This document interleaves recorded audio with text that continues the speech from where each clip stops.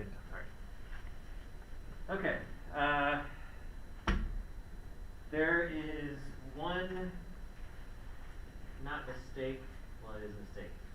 With the grading on the exam. And so if you find that you answered a certain way and I didn't give you credit for it, I will give you credit for it. Where is it? I thought I had a copy. Hold on. Grab the copy. I'll tell you which one.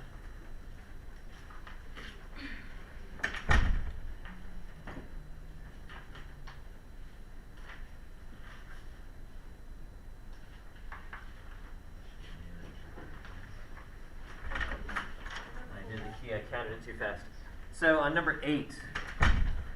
No, not number 8. Number 9, which is linked to it.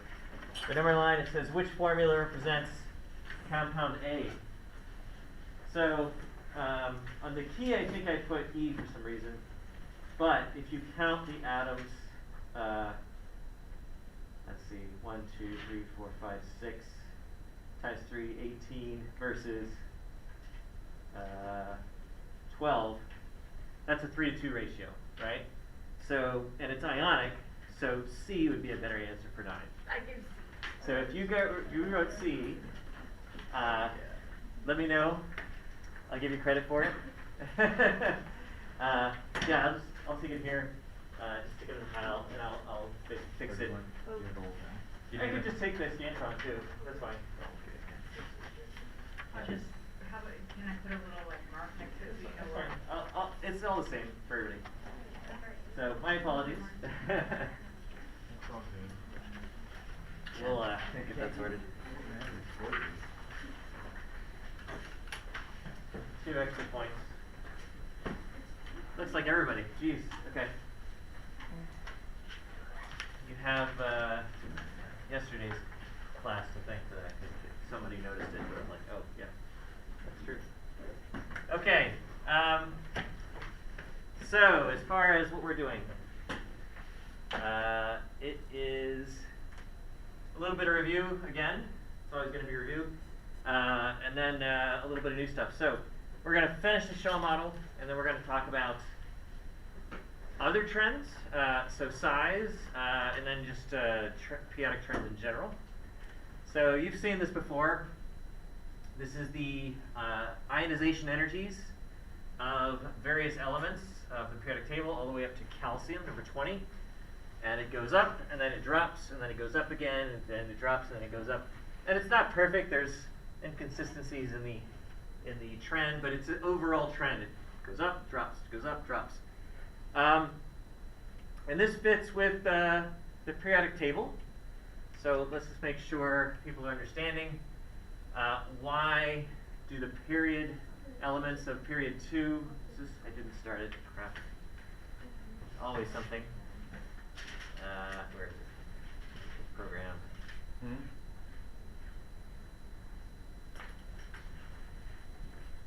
We're almost there.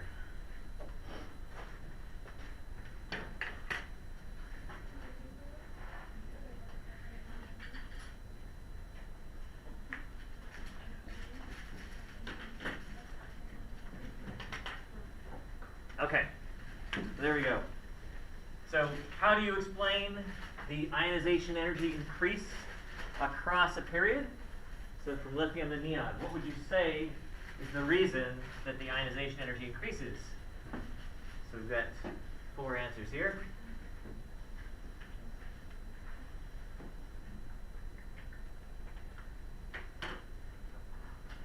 So we talked about shell model, we talked about core charge last week.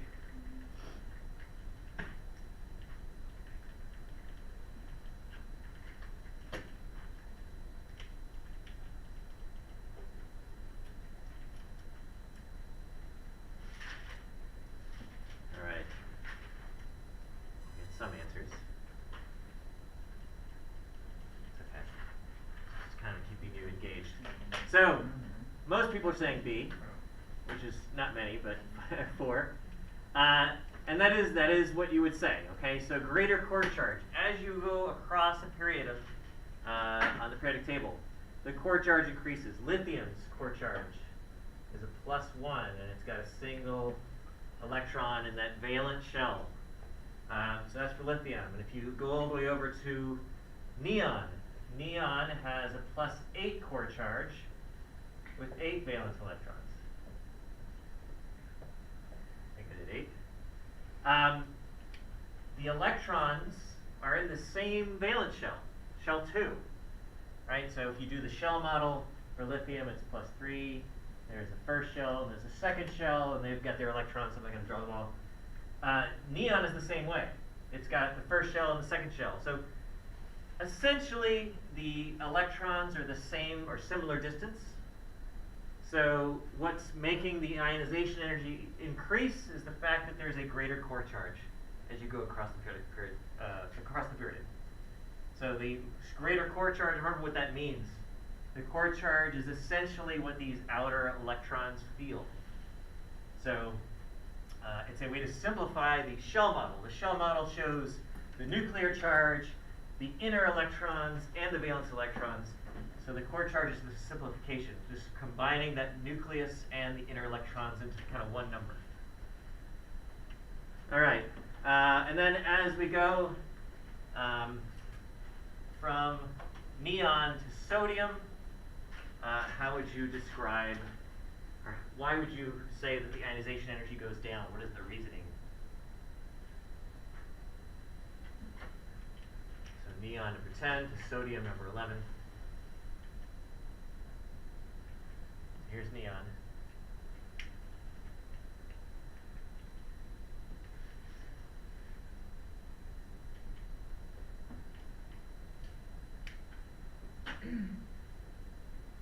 Okay, so we got a lot of votes for D.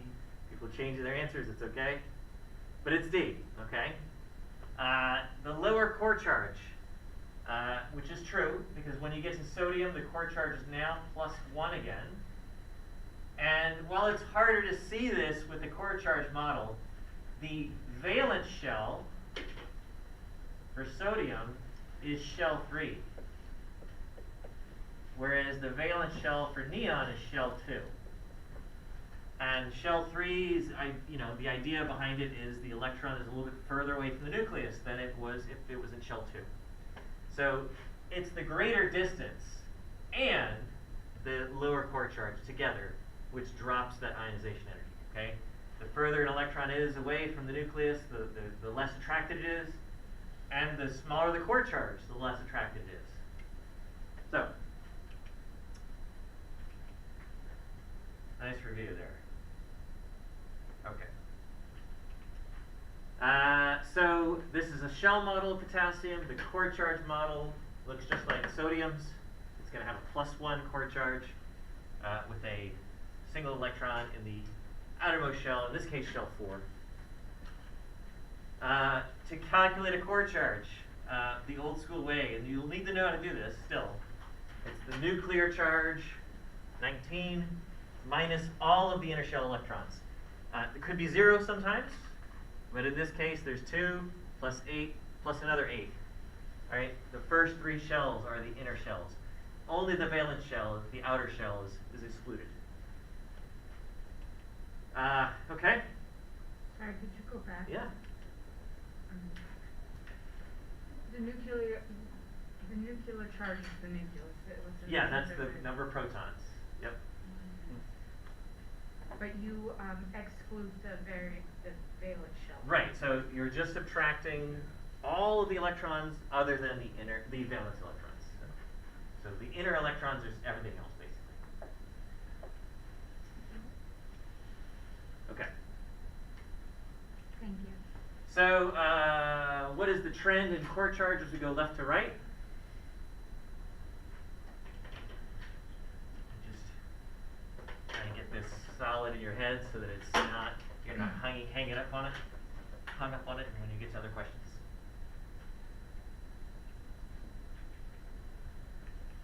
So with the periodic table, we're going to think a lot of the time in terms of trends, like left to right, what's happening, top to bottom, what's happening. So most people said it increases. It is increasing, okay? As you go left to right on the periodic table, the core charge increases. We already know sodium or lithium right there is +1, and as you go to neon, the core charge goes to +8. It increases.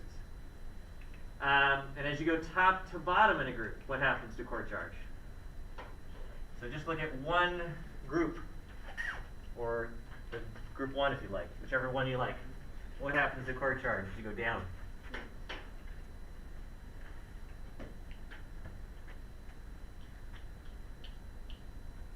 All right, so we got varying answers. That's interesting. The answer here is it stays the same. So everything in the same group has the same core charge. Lithium is +1. No, sodium is going to be +1. So you can see it right there. Lithium is +1. Sodium is +1. And it just happens to work out that way. You can do the calculation for core charge.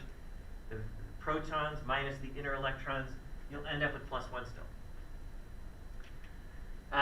So it turns out that a shortcut to doing core charge, and I think we talked about this last week, is that for neutral atoms, the valence electrons is a shortcut to finding the core charge. So if you know that sodium has 1 valence electron because it's in group 1, that's also its core charge. Its core charge is going to be +1. Argon has 8 valence electrons because it's in group 8A. That it also means it has a +8 core charge. Okay, so it's just a shortcut for finding the core charge. Again, it only works for neutral atoms. So once you start doing ions, you can't use this anymore. You have to calculate it the old way again. Okay. So, make sure this makes sense. What takes more energy? Removing an electron from the valence shell or removing an electron from an inner shell? Hope everybody answers this one right.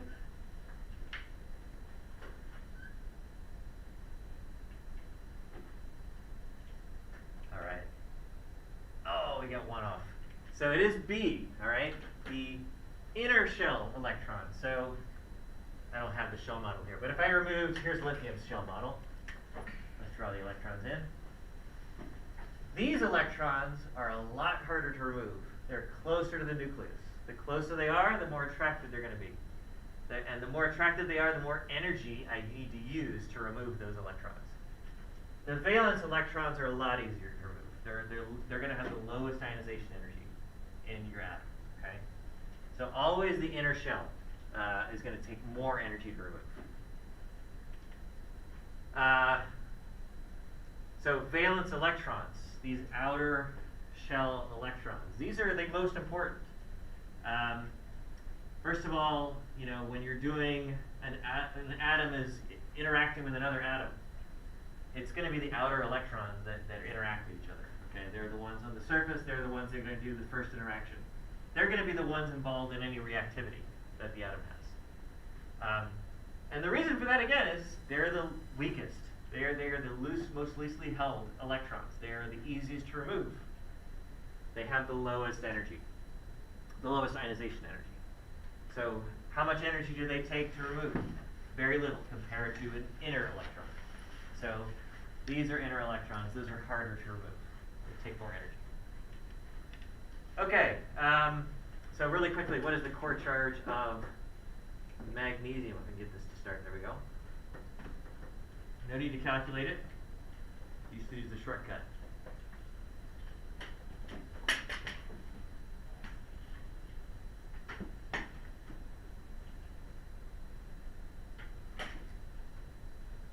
Magnesium,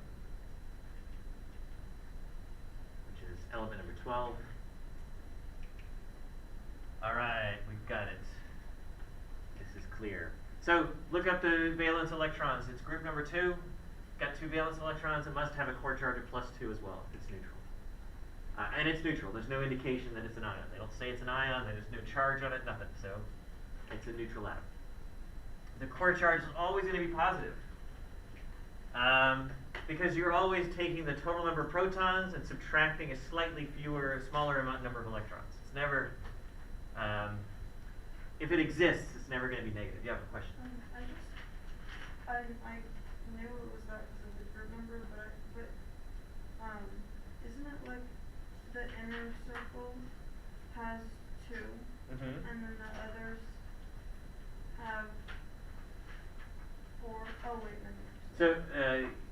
so the pattern for electrons, it goes 2, 8, 8, and then it gets a little bit So that's why better. there's 2 on the outer one.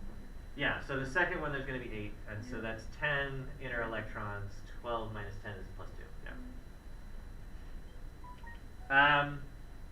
So there's this math, but again, the shortcut is number of valence electrons or group number. Okay. So here's an interesting question. Without looking at some original data, what do you think happens to ionization energy as you go down a column on the periodic table? Actually, we've talked about this. I don't know. This is a little bit out of order. So what happens to it? Just to remind yourself. As you go down a column, you don't need to know the data. You should be able to just predict it. Sorry. Okay. All right. So we've got conflicting answers here. As you go down a column, I don't know why it's not showing the answer. The ionization energy should decrease. All right, and the reason that it should decrease, everything has the same core charge. So lithium is +1, sodium is +1. So in terms of attraction based on charges, the charges are the same. But this electron is in shell 2. This electron is in shell 3. This one's further away. And so an electron that is further away, according to Coulomb's law, is got a higher potential energy. It's closer to 0, less negative, I should say. So it's going to have a very small ionization energy. It's easy to remove. It's not very attractive. Okay, so it should decrease as we go down the periodic table because we're getting electrons and shells that are further away. And then as we go across a row, what happens to ionization energy? Just predict. If you don't remember what the numbers were. So what happens to the core charge as we go across a period? So what would core charge do to ionization energy?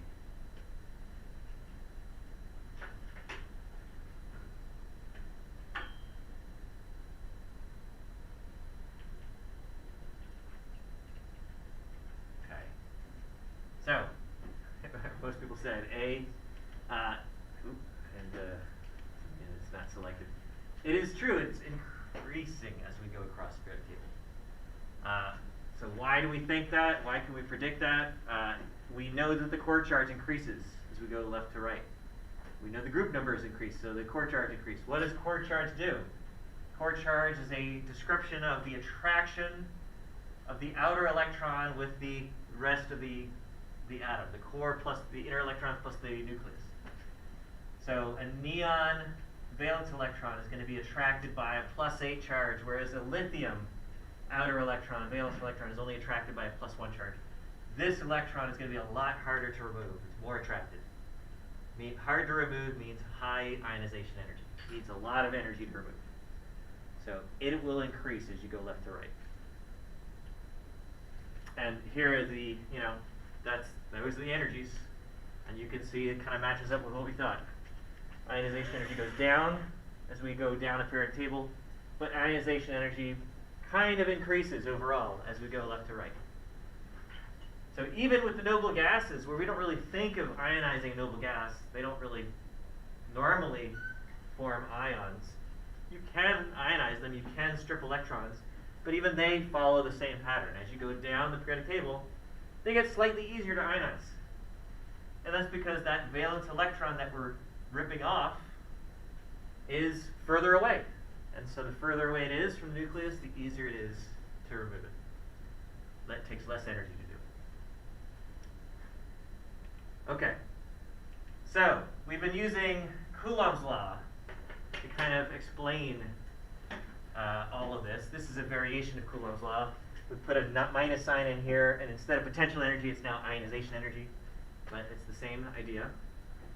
And it turns out that this core charge model kind of shows us, well, first of all, everything in group 1 has the same core charge. Not coincidentally, everything in group 1 has a similar chemical reactivity. Most of these elements will do almost the same thing if you throw them in water. They'll explode. Whereas everything in group 8, noble gases, they all are inert. They don't react. So there's something to do with the core charge and their reactivity and like how they behave, their chemical properties. So this is just summarizations of kind of what we just talked about. So I want to get to, I believe we did this, or at least we did part of this. So I want to skip this. Yeah, let's skip this. And let's get to patterns in the periodic table. So as I was just saying, a lot of the properties of elements we can explain using just these two ideas, this concept of core charge and what valence shell their valence shell is. Like, is their valence shell 2? Is it 3? Is it 4? 5? Whatever. So remember, as we go down a group, the core charge stays the same, but the valence shell increases. As we go left to right, the valence shell stays the same, but the core charge increases. So, we're going to see a video later that kind of shows off like the properties and how that works. But I think the next thing we want to look at is a little bit more data just to kind of further reinforce this idea of a shell model. All right, is there anything else besides just the trend, that ionization energy trend we saw where it went up and went down and went up and went down? Well, we can look at other ionization energies. So all of the ionization energies we've been looking at are labeled, not all of them, but most of them had a little 1 subscript after them. So ionization energy with the subscript 1. That means the first ionization energy. That means the amount of energy needed to remove 1 electron. But there's nothing against removing a second electron or a third electron or a fourth. And that's what these second, third, and higher ionization energies refer to. So removing a second electron, removing a third electron. Here we go. Second ionization energy is the energy required to move a second electron. So this is the first ionization energy. When you have a sodium atom, you remove an electron. It's now a sodium cation.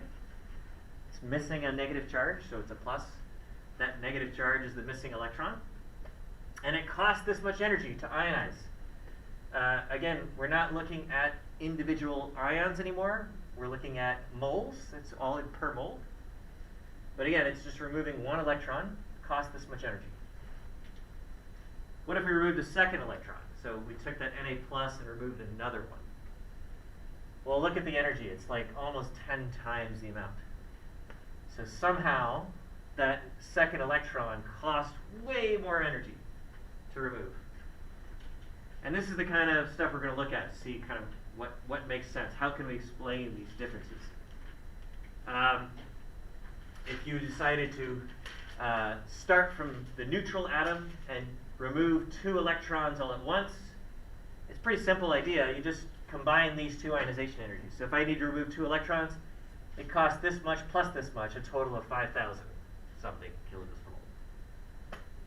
I mean, all we're showing you there is it's easy to calculate an overall, hey, what does it take to go from neutral to plus 2? That much energy. All right, so now that we know what these other ionization energies, second, third, fourth, and stuff, let's look at a table. Sorry, could you go back for like 1 second? Yeah.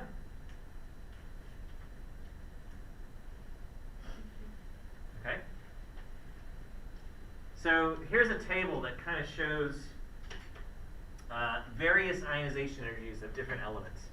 So there's the first ionization energy, there's the second, there's the third, fourth, fifth, sixth, seventh, if it's done. And we have elements from row 3 all the elements from row 3. So here's the sodium one, again.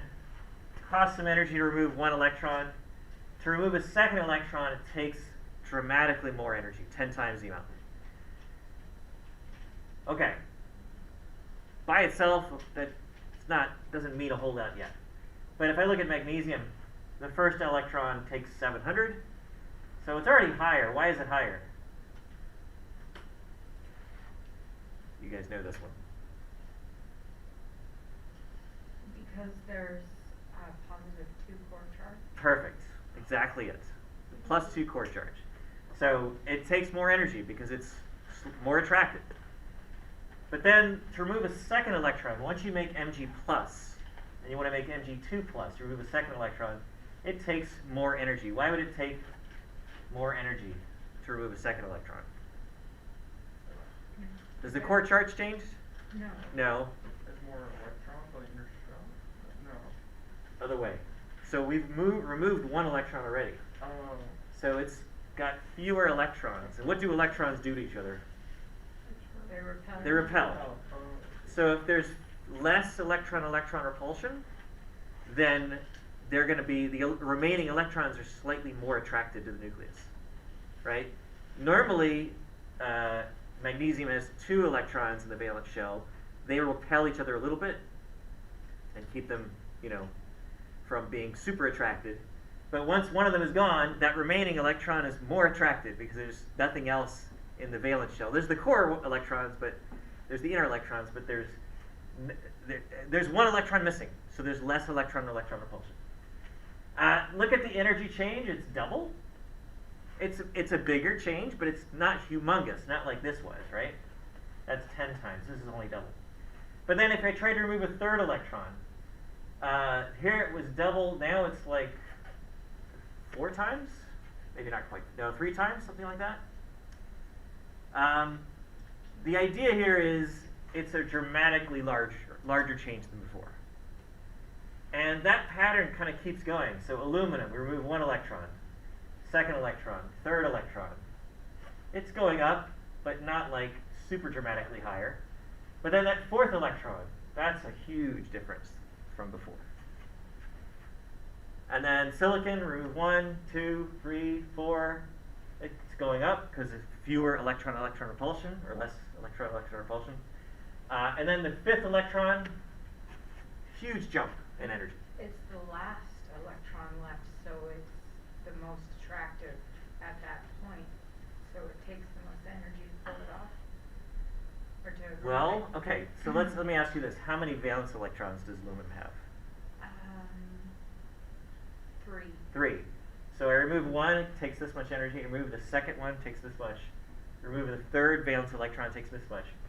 What's this electron? Where is this coming from? It's coming from the second shell. It's an inner electron. And that's the idea here. The inner electrons cost a lot more energy to remove. They're closer to the nucleus. And it's just further proof that this shell model concept is a valid one. That these electrons are kind of arranged in shells. And once you've depleted the shell, to remove an electron from an inner shell takes a lot more energy.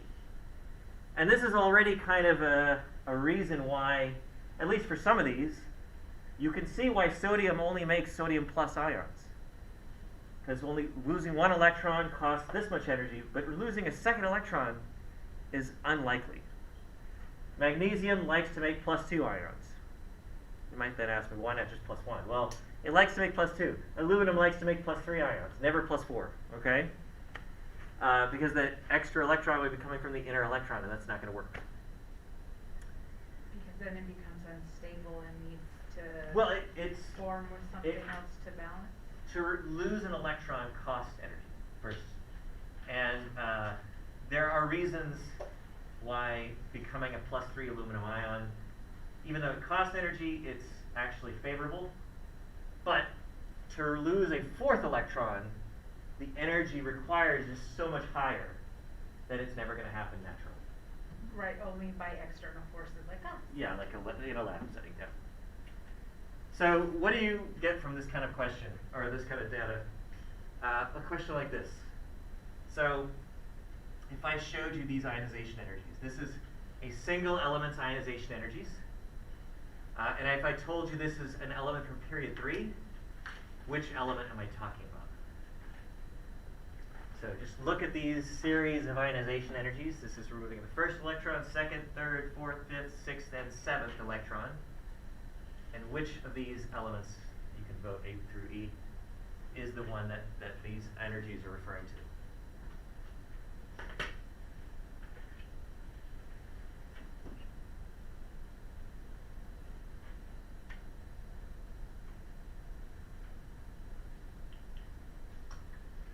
not memorizing any numbers, it's just looking at the trend, and seeing where is the trend kind of broken.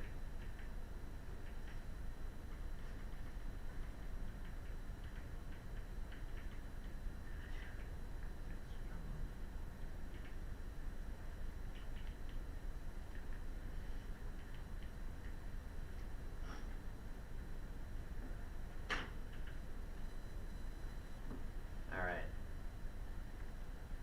So people are voting D or E. Good guesses. The actual answer is D. So how do we know that? Well, if you look at these energies, they're going up, they're going up, they're going up. And hopefully everybody sees that the giant change is right here, like 6,000 to 22,000. That's like the kind of, in math you call it discontinuity, right? It's just, it's slowly curving up, and then all of a sudden, the big spike. So somehow, removing the sixth electron takes a lot more energy than normal. So what that tells me is these first 5 electrons are valence electrons. And the sixth electron is an inner electron. So this thing has 5 valence electrons, and it's in row 3. 5 valence electrons, row 3 has to be phosphorus. So this element is phosphorus they're talking about, okay? How do you know how far valence electrons it is? So I look at the cost to remove each electron, and it's normal for it to go up, but going from 5,000 to 6,000, it's a gradual increase, but then here it's like a huge increase. So that is there's some kind of weird discontinuity there. This is a much higher energy than I would have expected. So that's an inner electron, and so this is the last valence electron. So 6 and 7 are the inner, and the No, I would say 5 of them. 1, 2, 3, 4, 5 are valence electrons. Okay. And then when I remove a sixth electron, that's an inner electron. Okay. So basically here, if I drew the shell model for phosphorus, it's plus 15. You've got your first shell. You've got your second shell.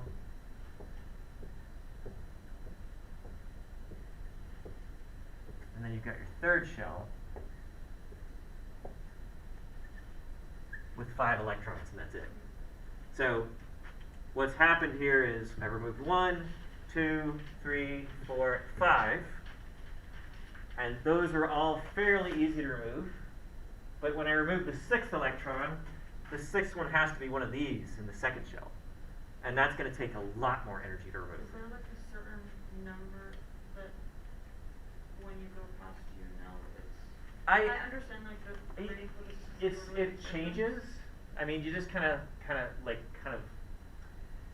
I hate to say it's like a gut feeling. It is a little bit.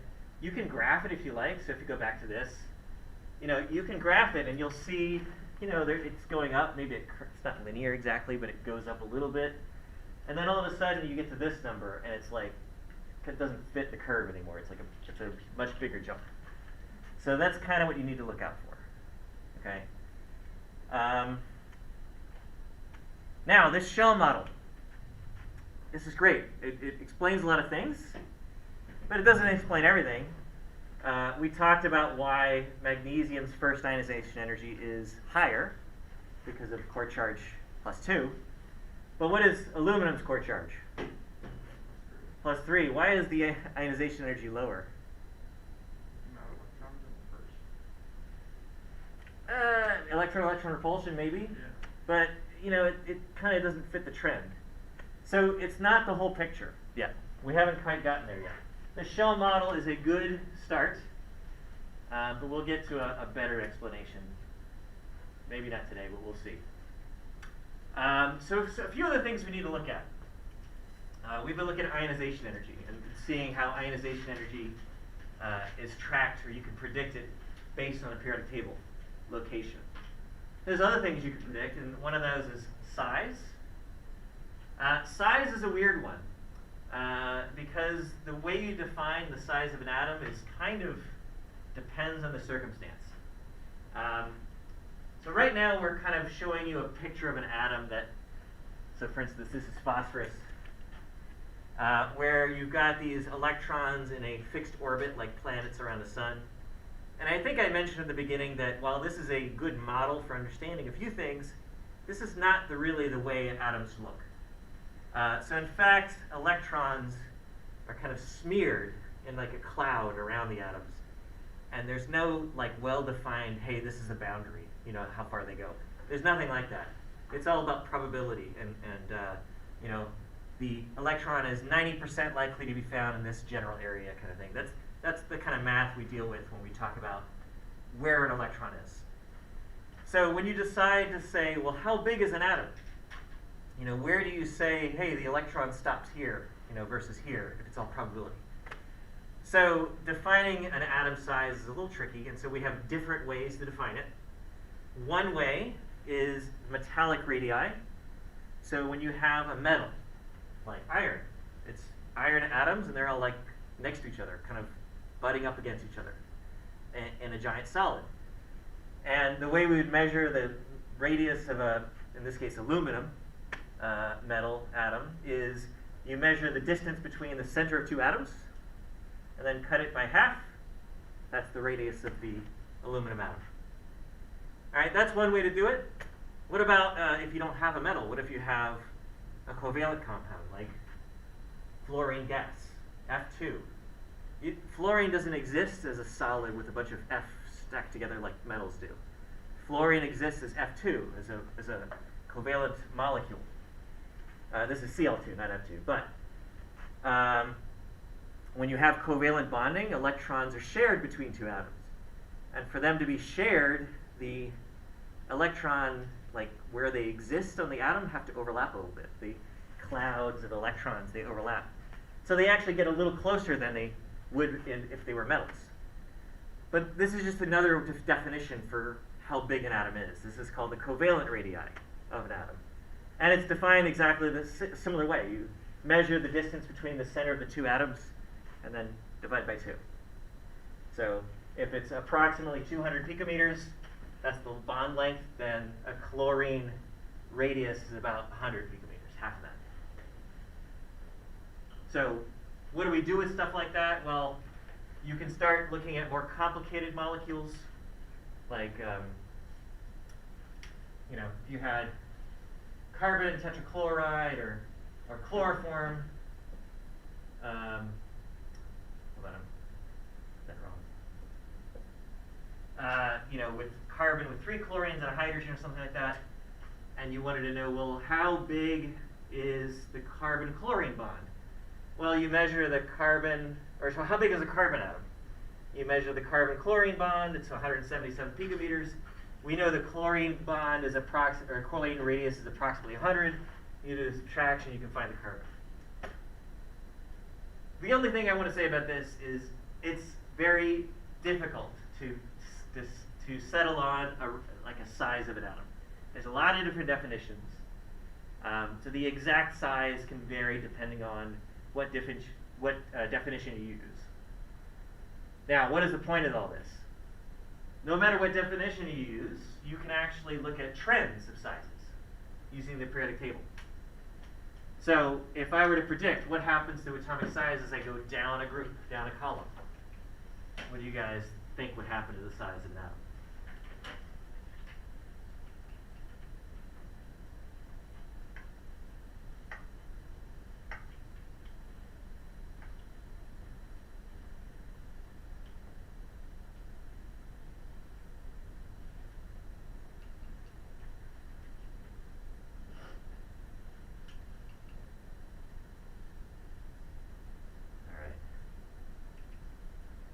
Okay, most people say it increases. And you'd be right.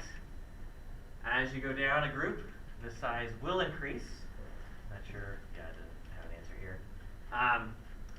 So it will increase, and hopefully everybody was thinking, oh, we're increasing the number of shells. And the more shells you have, the farther out the electrons can grow. And where the electrons go is basically how we decide how big an atom is. So it will increase as you go down a group. What about across a period, left to right? What happens to the size of an atom?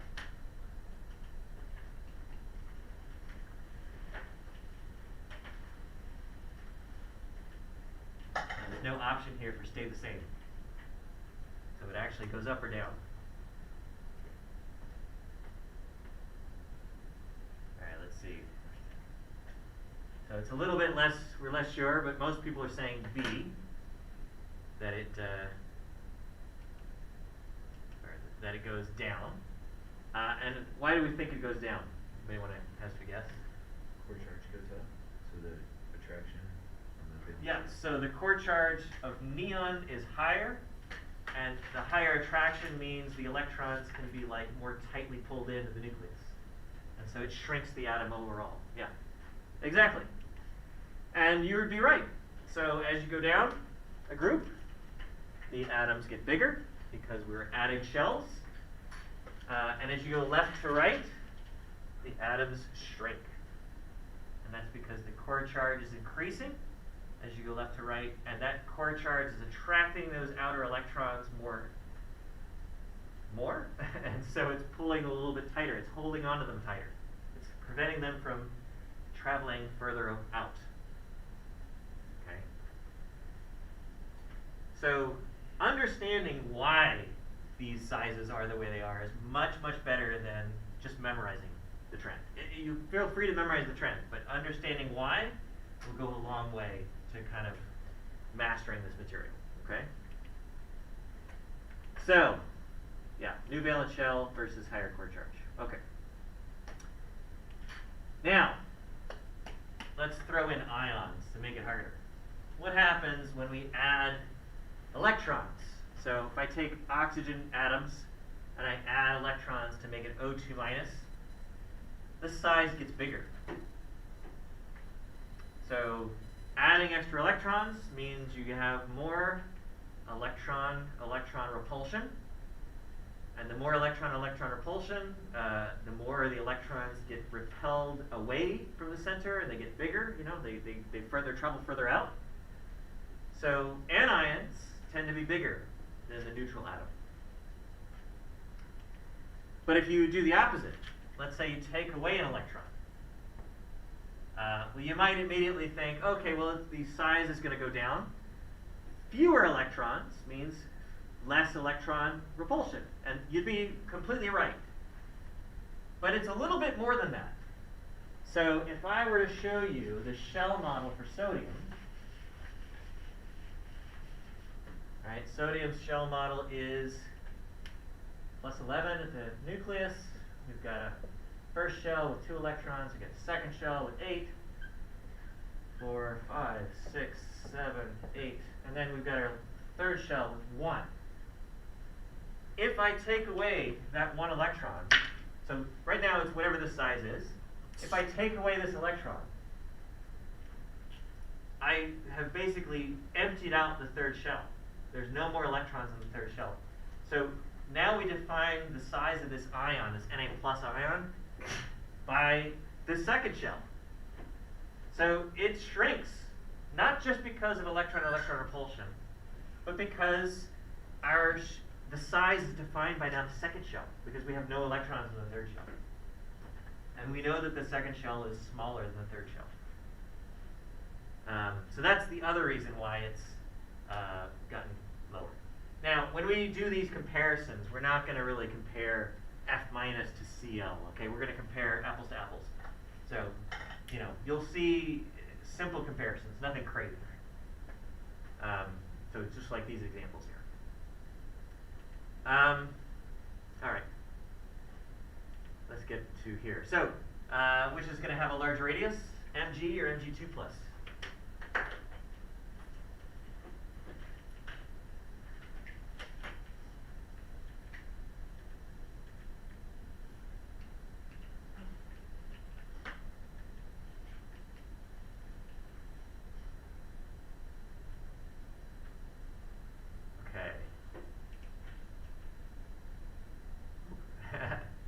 So, 5 to 3, people think Mg2 plus is bigger. So let's look at the results. So Mg, it's got 12 protons, 12 electrons. 2 of those electrons are valence electrons. Mg2 plus has 12 protons still. It's only got 10 electrons. And those two valence electrons are gone now. The valence electrons are actually the second shell now, like this sodium one. The valence electrons are this new second shell. So the bigger atom is actually going to be Mg, which has electrons in the third shell still. So cations, positively charged ions, are generally smaller than the neutral counterpart. Anions are bigger than their neutral counterpart, right? If you need to memorize that. But again, understanding what's happening in the shell is going to tell you the answer too. So if you can picture this picture, or this is for sodium, picture sodium, magnesiums, and then just see what happens when you take away electrons. What happens to the electrons in the shells, and then how big is the left, as the result. All right. So comparing Cl or Cl minus, which is bigger?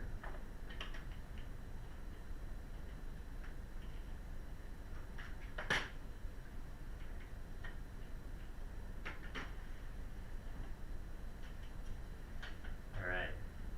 Let's stop it there. Before I show the results, just break it apart, just like we did for magnesium. 12 protons for chlorine. Normally 17 electrons. Sorry, did I say 12? 17 protons, excuse me. 17 electrons normally. They have to balance out when it's neutral. And those 7 of them are valence electrons. It's in group 7. When I make it Cl minus, I'm adding an extra electron. That's it, so 18 electrons. That extra electron fills up that last shell. So it's got 8 electrons in the last shell. So, nothing as dramatic as we had for magnesium. We still have the third shell is our outermost shell in both of them. So all we can look at is the number of electrons. That's the only big difference here. And so since Cl minus has more electron repulsion, that's going to be the bigger one.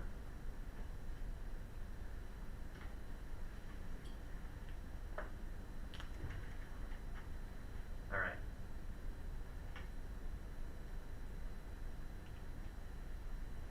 So if you look at kind of everything graphed together, here are the halogen neutral atoms and their sizes.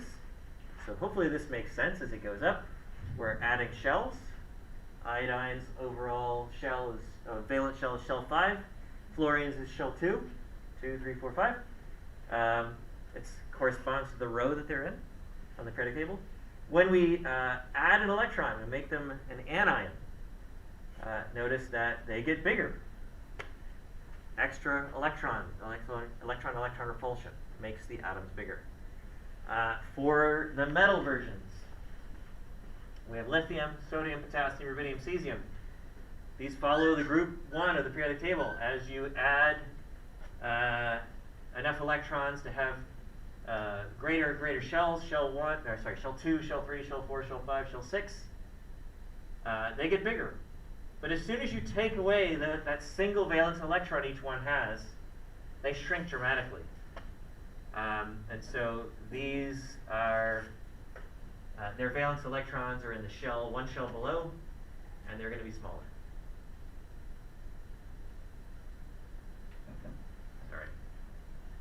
Sorry, I have the laptop slightly away.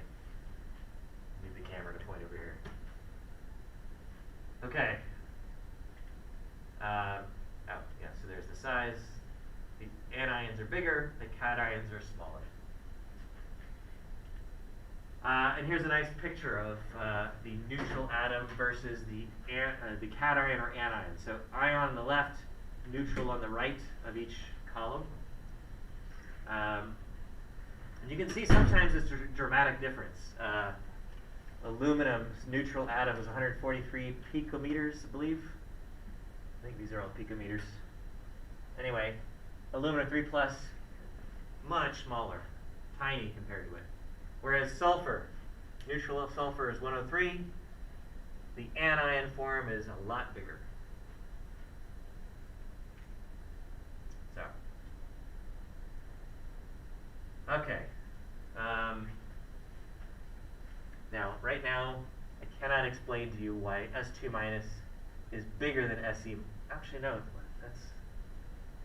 that must be, I don't know why it's drawn bigger. It must be an error in publication. It's labeled 184 versus 198. That's drawn badly. Must be an error. Anyway. So now that we've seen, basic trends, looking at ionization energy, looking at size, just based on where they are in the periodic table, can we predict other things? And the answer is yes. You can predict reactivity. You can predict lots of things, either by looking just basically at the periodic table or using the things we predicted from the periodic table. So ionization energy is a very powerful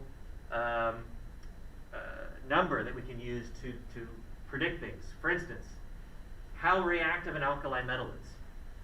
So I told you everything in group 1 other than hydrogen. All the metals in group 1 react with water. Throw them in some water, they'll just start reacting. Well, we already know that as we go down the group, the ionization energy decreases, meaning it's easier to remove that electron as you go down the group. So think about what that means in terms of reactivity. If a metal will give up its electron very, very easily, it's very reactive. So lithium is going to be the least reactive because it's going to have the highest ionization energy. Cesium is going to be the most reactive because it's got a low ionization energy. Even though they all do the same reaction. They all react with water. So let's see if this works. This link works. Come on. There it goes. Probably have to watch an ad as usual. If you want to eat healthy and feel your best, you gotta try Ka'Chava. Ka'Chava is the world's. There we go. Sorry. Of the alkali metals, the reaction with water. We'll start with lithium. The metal floats on the water and reacts with it, giving off hydrogen gas. Now for sodium. The same sort of thing happens, although the reaction is a bit more vigorous. All the alkali metals react with water in the same way. Now for potassium. This time you'll see a flame. The heat given out by the reaction is produced so quickly that the hydrogen gas catches fire. It burns with a lilac flame. The next element is rubidium. This time, we put a safety screen between us and the reaction. You can see that things gradually become more terrifying as we go down the group. Let's try cesium, our 5th alkali metal.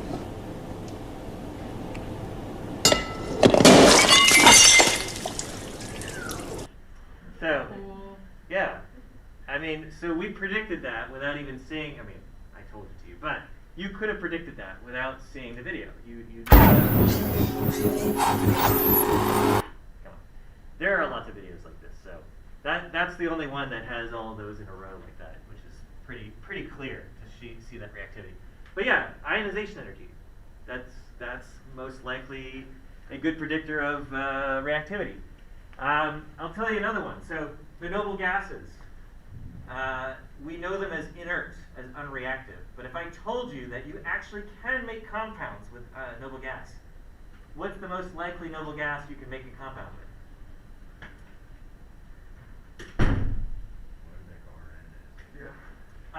That's radon. So yeah, radon. So this is a harder question because this is a radioactive gas. It's doesn't stick around very long. So if we exclude that one, xenon. Why? Because we know as you go down a group, the ionization energy drops. And the lower the ionization energy, the more likely it is to react with something. The easier it is to remove the electron and do something with it. And that's kind of true. While these are mostly inert, they don't do anything, you can make compounds with xenon.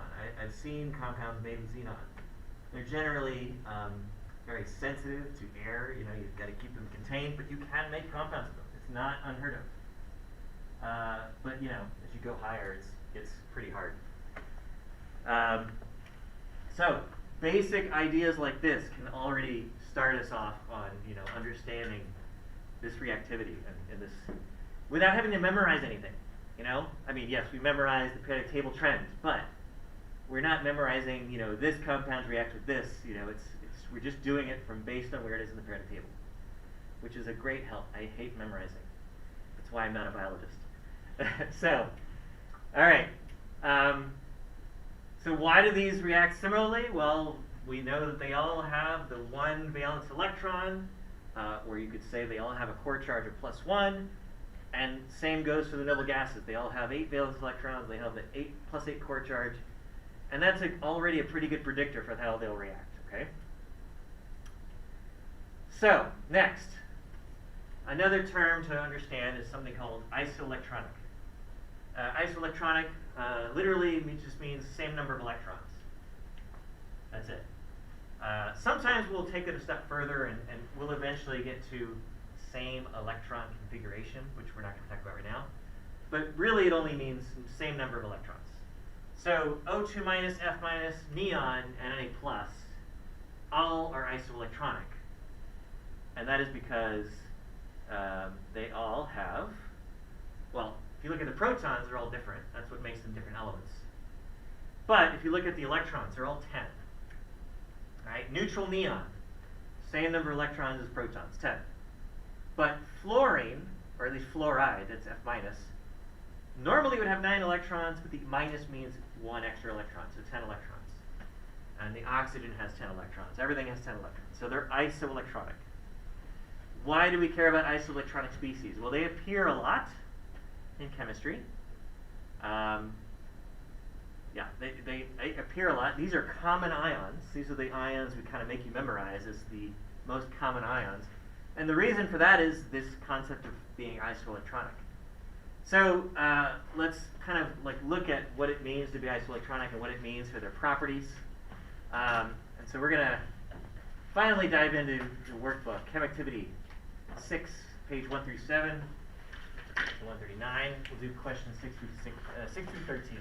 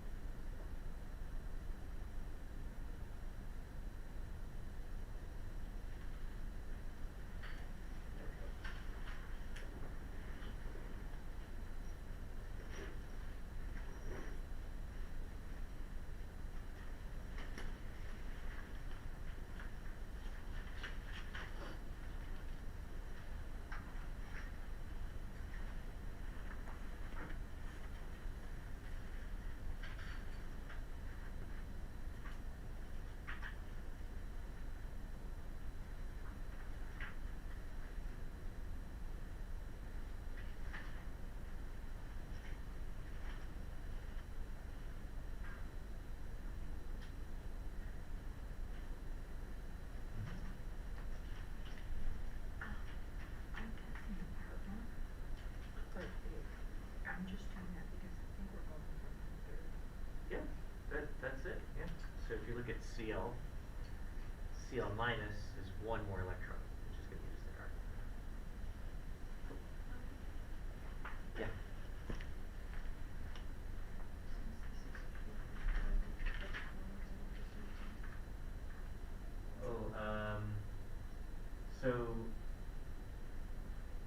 Okay, so for core charge, you're still going to do the same as before. Since it's not neutral, we have to do it the multiple way. So we're going to start with total number of protons, and then you'll have to do the shell model. So like add electrons until you have the right number. So start with 2 in the first shell, 8 in the second, 8 in the third. But remember, you don't have the same number of electrons as before. You have K plus 1 fewer than normal. And then you'll have to do a subtraction, like here.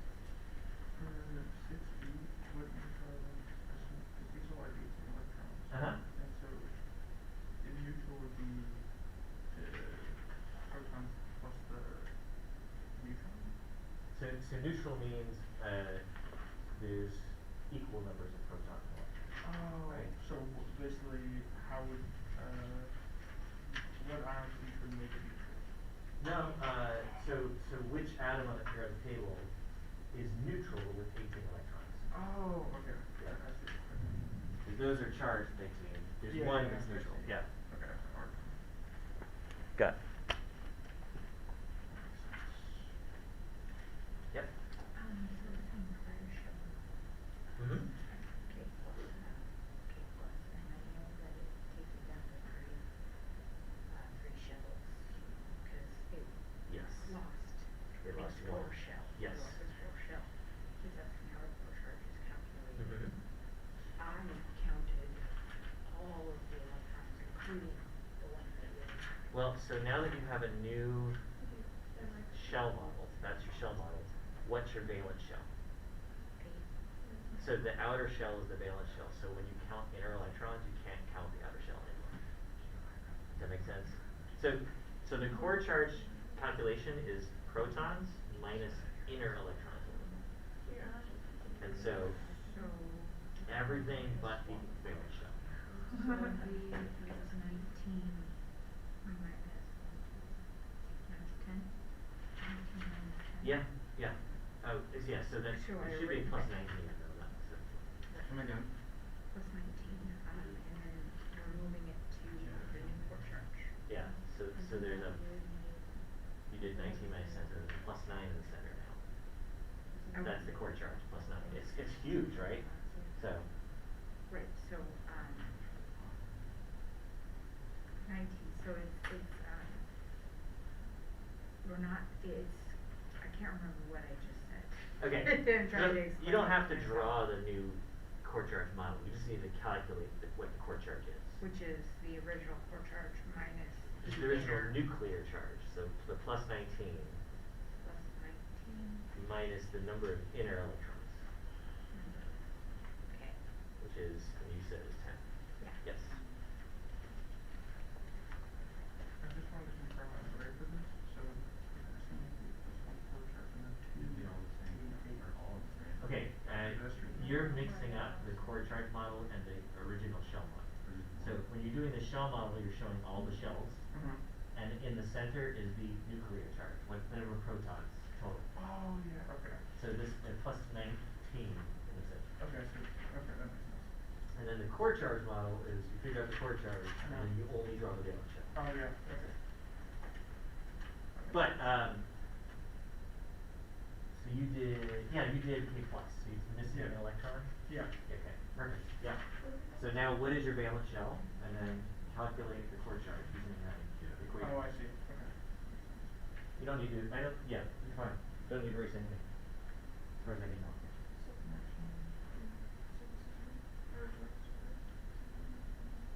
So you did the shell model for K, not K plus. So what would K plus look like? So take away that electron. And then if you take away that electron, what is the valence shell now? There's a new valence shell, it's shell 3 now. So the number of inner electrons would be how many? So it's everything but the valence 10. So the equation is 19 minus 10 is the core charge.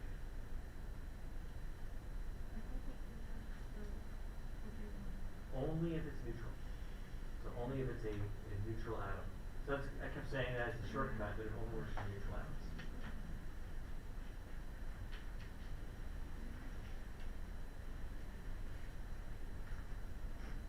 The core charge can never be negative, right? Because the valence shell is always going to be. It will never be negative. If it ever is, it doesn't exist. Like Oh, the it just- electron won't stay there because it's repelled. Oh, yeah, just one quick question. The reason that an electron doesn't just like pop into the nucleus and then just like Ow. become this little particle is because of the kinetic energy, right? And sort of like, Sort of, and not really. So there are other forces at play that we are ignoring. So we're looking at the electrostatic forces, so the forces between positive and negative charges. there's gravity, which is not this, that's another force. But besides gravity and electrostatics, there's also two forces. One is called the nuclear strong force, and another one's called the nuclear weak force. And they're beyond the scope of this class. They're not even chemistry based. It's more a physics thing. But it's kind of how are neutrons and protons held together kind of thing, which is not what we need for chemistry. Yeah, that's fair. But yeah, so the reason the electron doesn't go crashing in there is partly because of that, those things too. Science magic. Yeah, yeah. Very So, F minus Mhm. has 8 valence electrons and has a core charge of 7. You're- Yes, the core so the charge has valence- not changed. Okay, so I just want to make sure the valence electron does not affect or the valence, the valence shell of electrons doesn't affect the core charge because you're using inner shell. Correct. And Yes. Yeah, it only changes once you get a new valence shell. Yeah. I'm confused because if I add an electron, it's still 2. So you have F minus. And there's 10, and so it would be 1 more. You get a plus 9, 2, and then you've got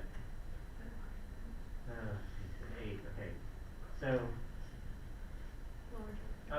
so for core charge, the calculation is the number of protons. I'm not sure if they're asking for So it's the 9 in the center minus the inner electrons, which is the 2, which is 7, right? So so it's the 7 whether it has the electron or not. Yeah. Basically, a very different result than the cation than in the other problem. Okay. So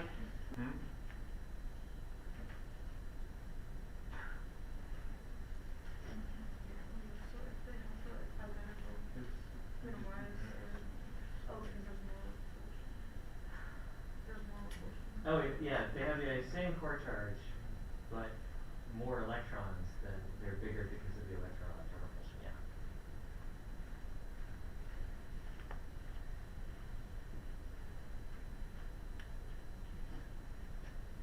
So this is, we're in the realm of harder to memorize things. You have to kind of explain them to figure out why something is the way it is. But I think it's doable. All right, should we talk about the answers? I think we've kind of gotten through the first few. I don't think anybody has any major questions about 6. And everybody got the shell model for K, I think. I can do it really quickly to make sure. So potassium's fourth shell, but K plus is missing that fourth shell because it's missing the single electron in that fourth shell.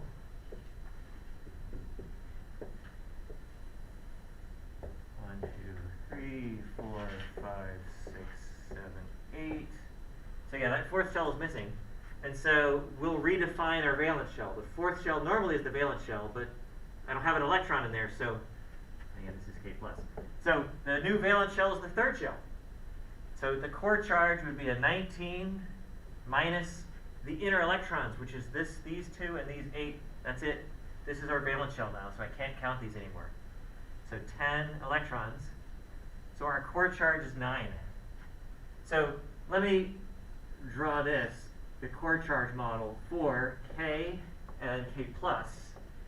So for K, there's a +1 core charge with a single electron in that valence shell.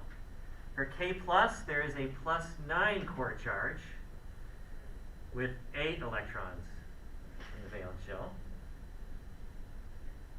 There we go.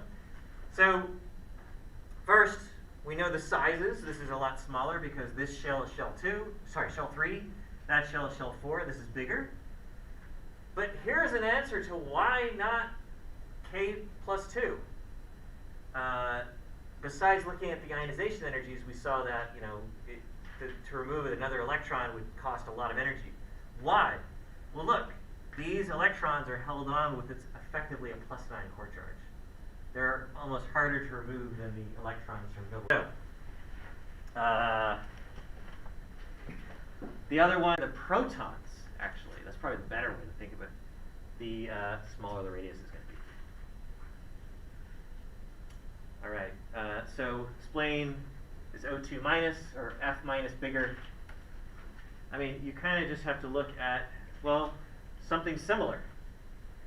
Cl minus and S2 minus are very similar to O2 minus and F minus, right? And the S2 minus is a bigger ion than the Cl minus. So we should see a similar trend with O2 minus and F minus. O2 minus is going to be slightly bigger. Okay? All right. It's Uh, on the reasons for the separation. So the reason is, well, they have the same number of electrons, right? O2 minus and F minus are isoelectronic with each other.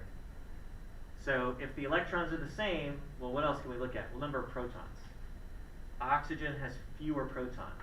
Fluorine has more protons. The more protons are going to be able to pull those electrons a little bit tighter, making it smaller. All right, and I think that's more evident here, but yeah. Actually, this is a different kind of question. But I think we did the shell model for F minus. Hopefully everybody was able to do it. It turns out that adding an extra electron to the same shell had no effect on the core charge. So here's F minus, same core charge. But you added an extra electron, which created increased electron-electron repulsion, which is why it got bigger for that reason. Okay. So if I predicted the radius of N3 minus, you look at the data here, N3 minus, well, here's F minus, here's O2 minus, and you can see that it's getting bigger. N3 minus should be bigger. Why would it be bigger? Well, fewer protons, so the electrons are less tightly held on, and so they're going to be bigger. So what's the exact, is it asking like if it's increasing or is it asking like if it's Let's see. I mean, you can give a number, but we're not going to know if it's perfect or not. I mean, you could say 148, that's fine. how did you, I just kind of looked at the difference here and then added the similar difference, 147. And you don't need to predict an actual number. Just what's going to happen? Is it going to get bigger? Is it going to get smaller? It's going to get bigger. Okay. I think that's it. Oh, 13. What are the three characteristics that must be considered in determining its relative radius? So, first of all, we can see, I think that probably one of the more important things is, are they isoelectronic? So isoelectronic. What are their core charges?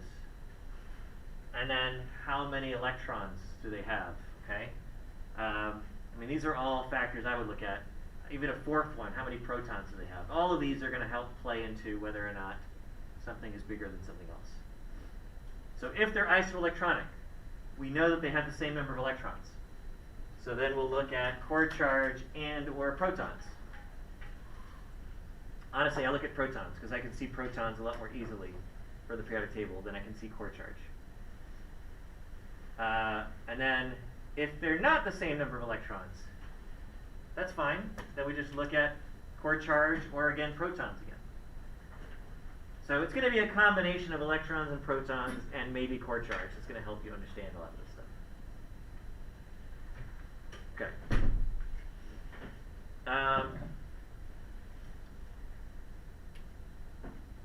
So we did this one. What would have a larger radius? O2 minus or F minus? The O2 minus is going to have a larger radius. Why is that? They're isoelectronic, so they have the same number of electrons, but O has fewer protons. Fewer protons means a weaker nuclear attraction, a weaker core charge overall. I have a quick question. Mhm. We were doing the critical thinking questions for 11, and this one you're able to say because it has fewer protons. Uh-huh. But the difference between the F and the F Oh, minus. well that is purely number of electrons in that case. So if there are different numbers of electrons, but everything else is the same, then you use the electron-electron repulsion to figure it out.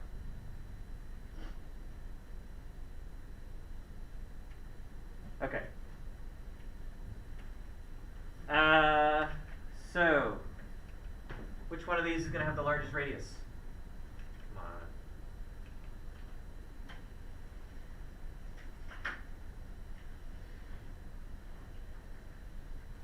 First, make sure they're isoelectronic. Then consider the other factors. So what does it mean to be isoelectronic? Same number of electrons.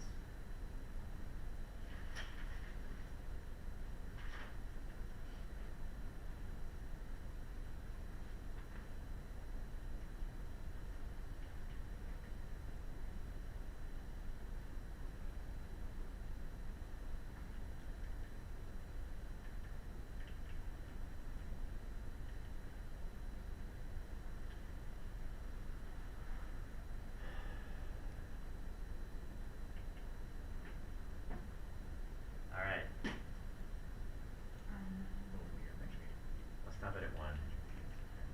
It's okay to guess. Alright. So, all over the board. That's great. It's okay. I'll show the answer real quick. It is A. So why A? So first, like I said, make sure they're isoelectronic. If you look, these 3 are all isoelectronic. They all have 18 electrons. This one, even though it's in the same period, same row, it's actually going the other way. You're removing electrons. This thing only has 10 electrons. So that is the smallest, because it has, only up to shell 2 filled. That's it. So these all have shell 3 filled up. So between them, which is the biggest, well, we're looking for the one with the fewest number of protons, or the smallest core charge, either way, but fewest number of protons. And that's going to be the phosphorus. It's got 15 protons, whereas chlorine has 17 protons. So these all have 18 electrons, these 3 I should say. So we're going to look at which is bigger based on protons. The fewer protons, the less tightly held on those electrons are. So they can get further away, bigger atom. Okay. Now, let's get into a little bit more refinement of our model. So we've already seen some issues with our model, our shell model. It doesn't explain, for instance, why aluminum's ionization energy is slightly lower than magnesium's in the trend. It should be higher, but it's not. So we need a new technique, because just plain old ionization energy is not going to help. So ionization energy, again, is just removing the energy it takes to remove the easiest to remove electron. Well, that's just that one. What if I wanted to know how tightly held on this one, or any of these other electrons are? A simple ionization energy experiment is not going to help me. So we're going to do a new experiment, and this is called photoelectron spectroscopy. So what we're going to do with photoelectron spectroscopy is hit atoms with high energy photons. And I mean high energy like X-ray photons. So these are photons with a ton of energy in them. And these energies are so high that they're enough to knock out inner electrons, right? The inner electrons have extremely low potential energies. They're very difficult to remove. You need a lot of energy to remove them. Well, these X-ray photons have enough energy to remove them. So here's the thing. My setup only uses an X-ray laser. This X-ray laser is tuned for one wavelength, and that's it. So how do I selectively get other electrons? Well, the way it works is the photon hits the atom, and there's so much energy in the photon that any of these electrons can leave. But energy has to be conserved, right? This photon has so much energy, it's going to be way more than the energy required to, for instance, knock out this electron. So where does the extra energy go? Well, the extra energy, the leftover energy, is kinetic energy. It goes as kinetic energy with the electron. So if the electron comes out flying with like super high speeds, that electron has a lot of kinetic energy, meaning it didn't take much energy to ionize it. But if the electron comes out very slowly, like it's flying with slow speeds, then most of the energy from the photon went to ionizing it, to stripping it away from the atom.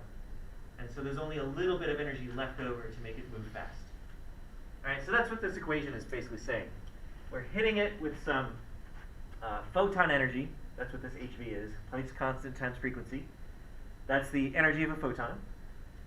And the ionization energy of that electron, once we subtract its kinetic energy, we can get the ionization energy of the photon, okay? If that seems a little hard to understand, we'll see it when we see the setup in this, well, in the chemactivity we're going to do. But here's a kind of a very basic setup for photoelectron spectroscopy. We've got a beam of atoms, so we've got this vacuum chamber, we've got the source of our sample, we're turning it into a gas, and we're directing this beam of gaseous atoms towards a laser, and the laser is hitting it this way. The laser is hitting these beam of atoms, and you're constantly hitting atoms. New atoms are getting hit with photons, and electrons are coming out in all directions. Some of those electrons are going to go towards this tube, which has a magnetic field running through it, and these electrons are either going really fast or really slow. There's various speeds. The really fast ones, if my magnetic field strength isn't high enough, they're going to hit the inside or the outer wall of the tube and stop. So I'll have to tune my magnetic field to kind of get these electrons to bend through, hit the detector. Whereas the slow-moving electrons, if my magnetic field is too strong, it'll hit the inside. So the idea is I can tell how fast these electrons are moving by tuning my machine, the magnetic field strength. I don't want to show the video because it's not that interesting. These machines are just giant chunks of metal vacuum chambers that, and all you really see are a computer, and that's it. So let's spend some time. I think the link still works. We certainly don't have to watch the video, but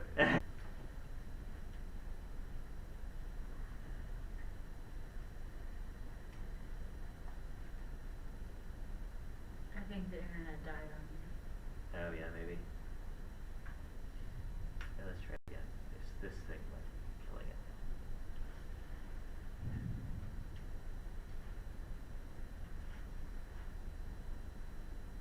There we go.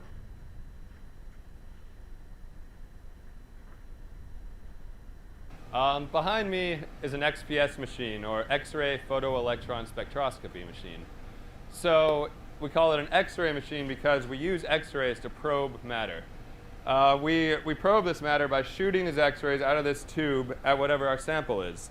And so the X-rays come out at a certain known energy and they knock off electrons. So we all know that the structure of matter is atoms, and these atoms are formed with a nucleus and electrons orbiting around it. These electrons orbit around the nucleus, and they're bound to it at a certain energy level. So these electrons, or the X-rays, come in and they knock off our electrons. So the electrons go shooting off in all directions, but we have a lot of electrons come shooting up this tube. So the electrons get curved around here by an electric field. Based on how much they curve, we can tell how fast they're going. And how fast they're going tells us their energy. And so their energy tells us how strongly they were bonded to that center nucleus. This bond energy can tell us a lot of information, including what that nucleus is. So by knowing what your nucleus is, you can know what your material is. And you can use it to tell if you have carbon in here, or sulfur, or lithium. You can tell almost any material. And you can also tell how it's bonded to its neighbors. As carbon bonds to another carbon atom, it shifts the electrons in its orbital, and that gives us a slightly different energy level. So I use that information to probe solar cells. P3HT PCBM solar cells have been around for the last 11 years, but they've been slowly coming up in efficiency and knowledge in general. They started out at less than 1%, and the newest solar cells today, not P3HT PCBM, but other organics, are over 8%. So that's a huge leap, and that leap is brought about by machines like this one.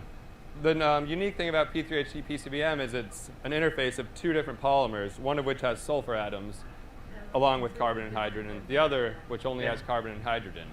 So using this beam, we can tell if we have sulfur or if we have carbon and hydrogen. That's real So this data. peak right here is due Yeah. to sulfur, telling me that I'm looking right now at a P3HT polymer. Okay. I'm Roy Murray. I work for Professor Ismat Shah, and I'm at the University of Delaware. All right. Anyway, that's what vacuum chambers look like. They're these giant stainless steel contraptions with very basic ports that you have to bolt down. Grammarly does more. They get giant O-rings to keep seals, and they just get. It takes a lot of work to get them as air-free as possible. He was talking about efficiency, the percentage for the solar cells, so like how much light they can convert to energy. So generally, solar cells are not very efficient, but it's enough to be worthwhile in using. Okay, so we're going to. So that's a real one. We're going to kind of look at, let's get that real quick. We're going to kind of look at what it takes to create one of these spectra. So like envision, we hit the atom with these high energy photons. What should we see? So here's the first conductivity. We're shooting this theoretical atom with a photon, and here's the energy of the photon. It's already been calculated. They took the X-ray wavelength and converted it into an energy. And it's not even just a joule's energy for one photon, it's the energy per mole of photon. So it's a megajoules per mole. And when they hit the atom with this photon, an electron comes out. You ionize the electron. And the electron is moving really quickly. And it's moving this fast, 114.8 megajoules per mole. That's the kinetic energy, energy of motion. So using that information, we're going to figure out the ionization energy, and we're kind of going to envision what a result would look like. So there it is. So let's start off by kind of answering questions 3 through 8. And we're skipping all the way ahead to conductivity 8 now, on page 167. We're going to start off with simulated spectra, just to kind of understand what we're seeing. And once we understand that, probably Thursday, we'll look at real, well, not real, but what real elements would give us, and understanding what information we get out of it.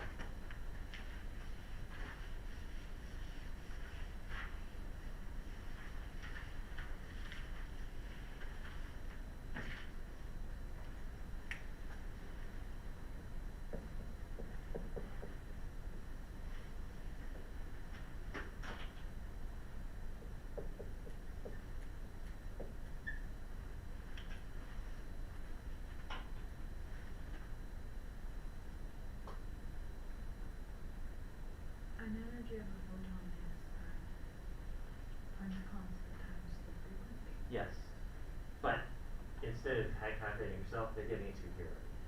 Okay. So that's the energy of a photon. Yep. Well, the energy of a mole of photons, which is fine.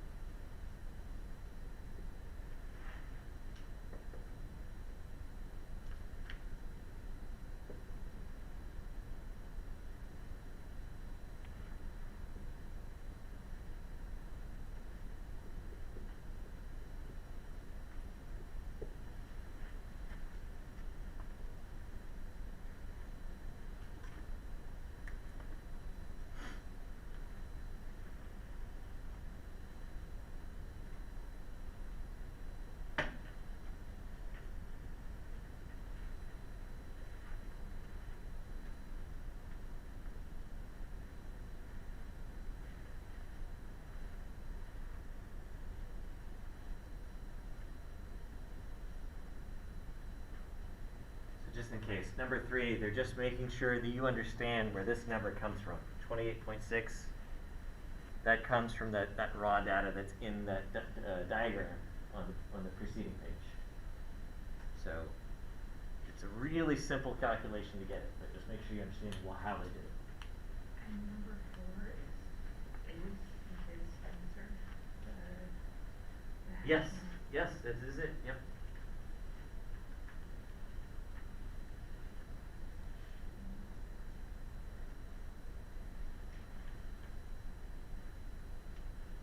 And we're doing all the way to 8, so keep going. Once you get past 4.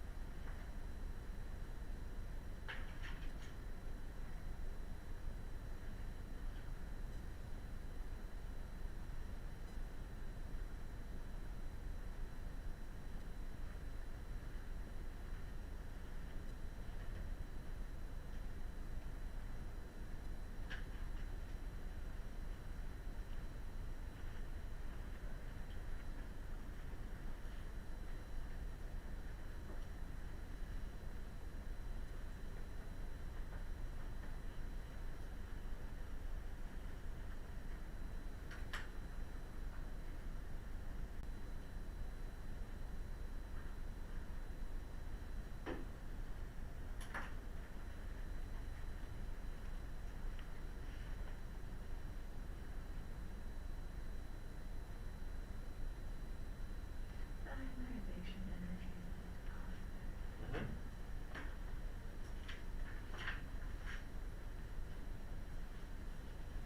But they're asking not ionization energy, they're asking what is the energy level energy. So what is the potential energy? Oh, okay. So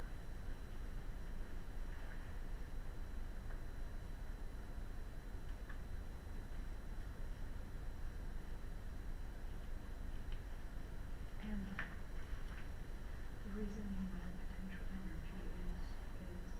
is beyond just being opposite of the ionization energy. potential energy. So remember, potential energy, a negative potential energy, denotes an attraction. So the electron is still attracted to the nucleus. It's still part of the atom.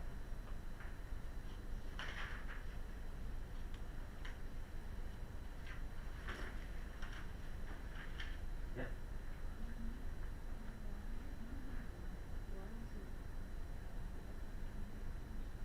So, so remember, ionization energy is how much energy you need to add to remove the electron. Well, if that's how much energy you need to add, that means the electron is sitting in a potential energy well. It's a negative potential energy right now, and so negative potential energy means there's an attraction of the electron to the nucleus. The electron is still part of the atom. Okay, so it's negative because it needs to get the number that's all out of it. Well, it's negative. First of all, it's negative because it has to be negative to be an attraction of the electron to the rest of the atom. And it's negative also because the ionization energy is how much you add to bring that energy to 0, so that the electron is now not attracted anymore. It's released from the atom. It's ionized. The intensity is just the kind of energy. Like, isn't it? Oh, so the intensity is how tall the peak is. So what determines how tall that peak is? How far away? Well, what is the y-axis? So remember how many electrons were ejected. Mm-hmm. And so it's partially how many electrons were in the atom at that energy, but then also like how many atoms were beating through the system, right? The more atoms that you shoot through, the bigger the peak's gonna get. Yeah.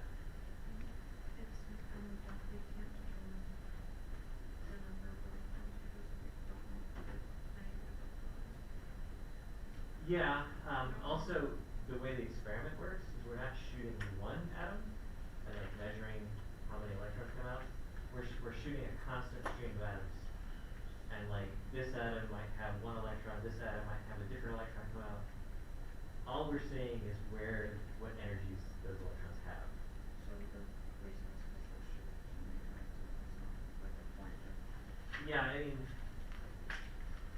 you're not, yeah, so you're not taking all the electrons out of a single atom, so you can't really measure that with your. Okay. I want to get to the next one before we break. But, has anybody had any problems with 3 figuring out? So, just to make sure, you're taking these two numbers and you're plugging them into the equation up here. So, the ionization energy of your electron is a combination of the photon energy subtracting the electron kinetic energy, which is 114. If you subtract those two, you will get the ionization energy of that particular photon, which is 28.6.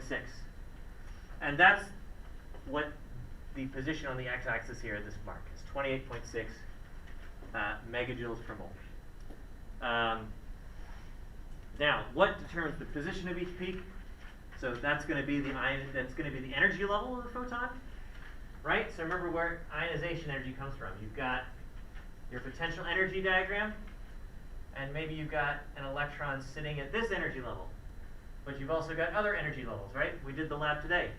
So if it's down here, and then this is 0 here, the ionization energy is the amount of energy it takes to bring this electron up to 0. If it's here, it's going to be a smaller ionization energy. If it's here, it's a smaller one. Okay, that's what determines where on the graph it is, on the x-axis. What is the value of the energy level for that electron?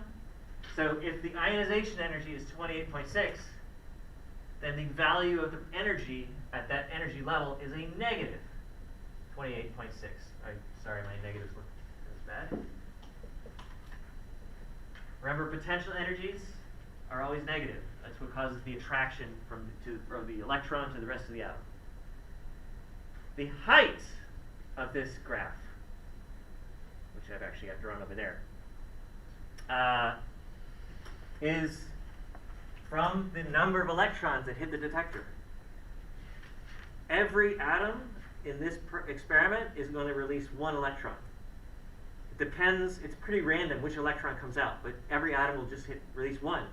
But you've got a constant stream of atoms. That's what the experiment's setup is. You've got all these atoms coming out, being hit by these photons, and in this particular experiment, only one kind of electron came, just a few.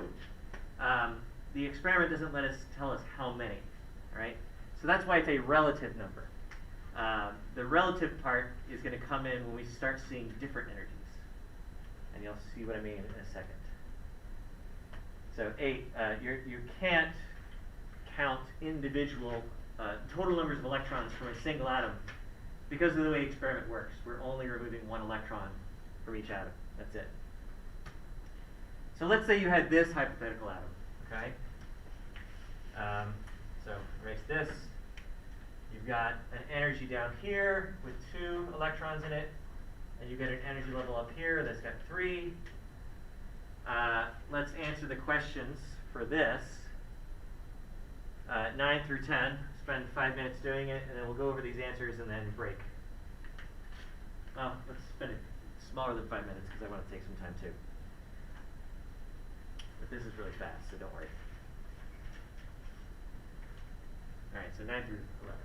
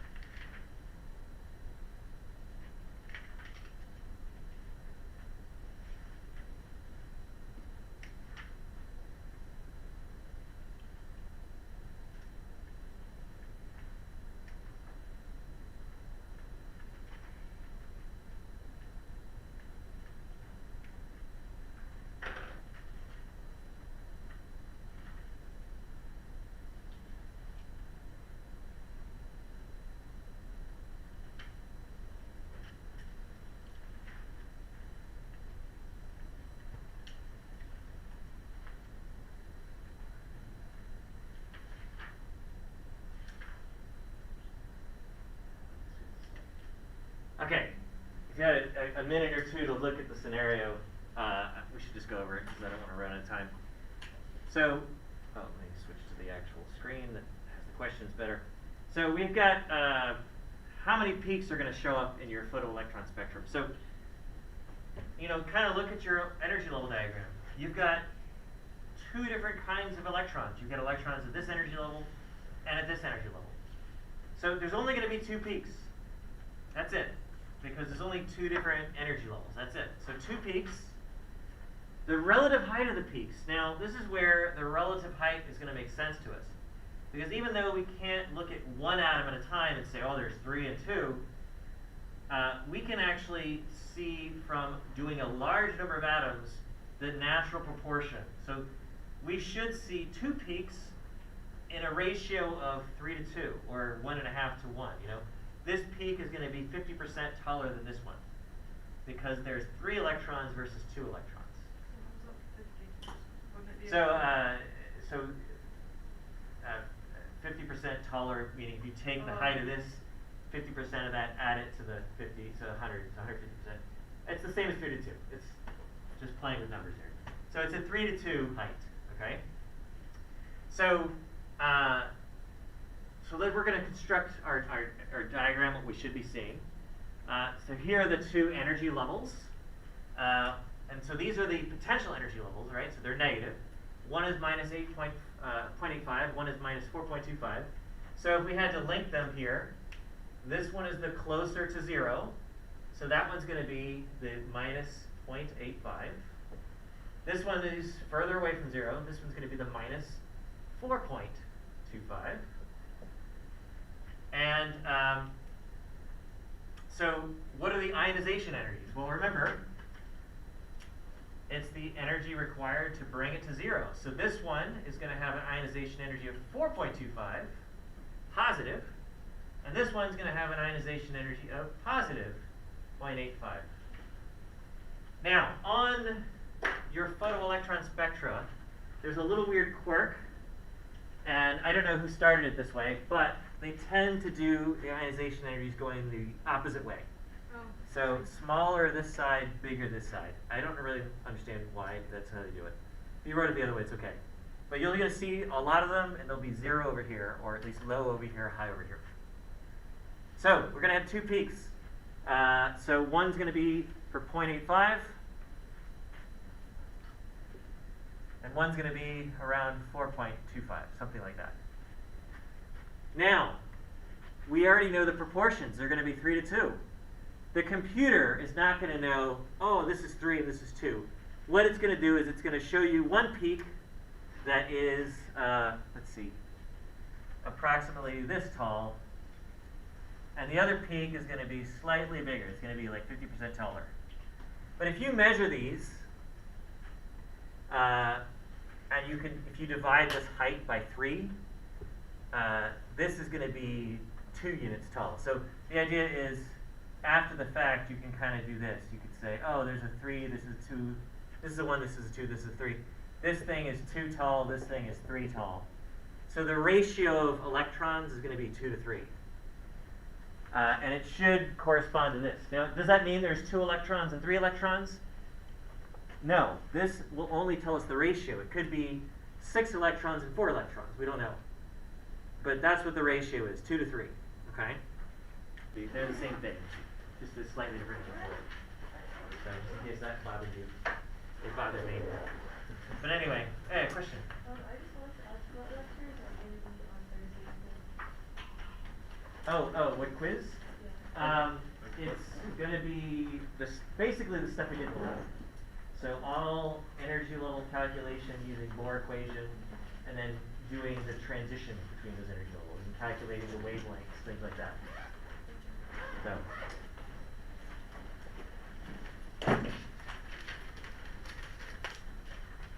And I'll do your regrades soon. You should see an updated D2L when it's done.